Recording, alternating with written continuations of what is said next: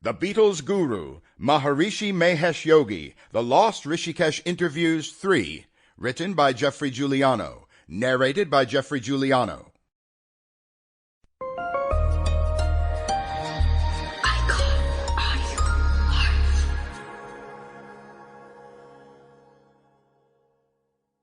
George Harrison. The goal, there's like a goal in life, which is to, really the only reason to be living is to have complete, full knowledge, full bliss consciousness. Everything else is just mundane and secondary. And so I wanted to know some method of enlarging my own consciousness. And that's meditation. It's been there millions of years. It's always there. And knock and the door will be opened. The thing that really got me interested was after being brought up as a Catholic until I was about 13, I couldn't take it any longer because it was just full of hypocrisy. And the teachings of an Indian called Vivekananda, which really impressed me. He said, if there's a God, we must see him. If there's a soul, we must perceive it. Otherwise, it's better not to believe. It's better to be an outspoken atheist than a hypocrite. Whereas the Catholics were teaching me to be a hypocrite. Just be a hypocrite, believe what we tell you, don't try have any experience. But the whole basis of religion is to have the experience, to have that perception. So there's these methods for God perception, self-realization, which is yoga and meditation and the process you have to get from a spiritual master, somebody who's an authority on this sort of thing. Yeah, there's many different techniques, and the technique we did with Maharishi Mahesh Yogi was a form of silent meditation, which, you know, you can transcend. The purpose is to transcend from this relative state of consciousness to an absolute state of consciousness. People think this is me, you know, and this isn't me, this is just a bag of bones.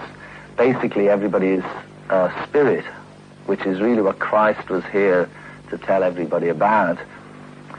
The kingdom of heaven that lies within, which is the state of being, pure consciousness. So, through many years of pollution of consciousness through material energy and this association, then we've all ended up in a fallen state. But really, everybody is basically potentially divine. So yoga, all these methods are really ancient methods just to stop further pollution of your system and consciousness and to cleanse the system. The whole thing of purity that they talk about in religion is really a mental, physical, and spiritual purity, which is obtained through discipline and through practice. So the meditation we did with Maharishi Mahesh Yogi was to sit silently and to transcend through the sense of sound.